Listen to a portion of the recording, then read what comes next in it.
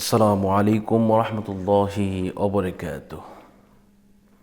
আল্লাহ পাক রব্বুল আলামিন আমাদেরকে সৃষ্টি করেছেন, আমাদেরকে নিয়ামত দিয়েছেন, অসংখ্য গণিত নিয়ামত। কিন্তু এই নিয়ামতের শুকর কিন্তু আমরা করি না। আল্লাহ পাক বলেন, ফাযকুরুনি আযকুরুকুম ওয়াশকুরুলি ওয়ালা তাকফুরুন। আমি যে নিয়ামত তোমাদেরকে দান করেছি, এই নিয়ামত পাওয়ার পরে যদি তোমরা আল্লাহর শুকরিয়া না করো, আমি আল্লাহ সেই নিয়ামতগুলো উঠিয়ে নেব।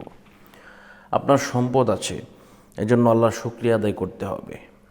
আপনার সন্তান হয়েছে, এজন্য আল্লাহর শুকরিয়া আদায় করতে হবে। আপনি ভালো চাকরি পেয়েছেন, সেজন্য আল্লাহর শুকরিয়া আদায় করতে হবে। আপনার সুস্থ দেহ আছে, সেজন্য আল্লাহর শুকরিয়া আদায় করতে হবে। জীবনের প্রতিটি পদক্ষেপে, প্রতিটি কাজে কাজে আল্লাহ পাকের শুকরিয়া অবশ্যই আদায় করতে হবে। যদি শুকরিয়া আদায় না করেন, এই নিয়ামতগুলা হয়তোবা কোনো একদিন আপনার কাছ থেকে, আমার কাছ থেকে ছিনিয়েও নিতে পারেন। এজন্য আসুন আমরা আল্লাহর শুকর কিভাবে আদায় করব। ইনশাল্লাহ সবচেয়ে সুন্দর সিস্টেম হচ্ছে আলহামদুলিল্লাহ পাঠ করা। আপনি যে কোনো কাজ করতেছেন, আলহামদুলিল্লাহ পাঠ করবেন। আপনি একটা গুনার কাজ করে ফেলেছেন, আপনি বলবেন আস্তাগফিরুল্লাহ। যদি পারেন এটা পুরোটা বলবেন, আস্তাগফিরুল্লাহ রাব্বি মিন কুল্লি যামবি ওয়া আতুবু ইলাইহি লা হাওলা ওয়ালা কুওয়াতা ইল্লা বিল্লাহিল আলিয়্যিল আযীম। আপনি এটা পড়বেন। আল্লাহ পাক রব্বুল আলামিন পবিত্র কালামুল্লাহ শরীফের মধ্যে ঘোষণা দিয়েছেন, বান্দারা, ও আমার বান্দারা, তোমাদেরকে আমি সৃষ্টি করেছি একটা উদ্দেশ্য দিয়ে, আর সেই উদ্দেশ্যটা হচ্ছে আমি আল্লাহ পাক রব্বুল আলামিন তোমাদেরকে সুন্দর আমলের দ্বারা তোমাদেরকে জান্নাতবাসী করতে চাই।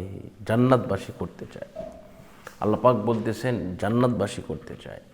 এখন সেই জান্নাতের কাজটা তো আমাদেরকে করতে হবে।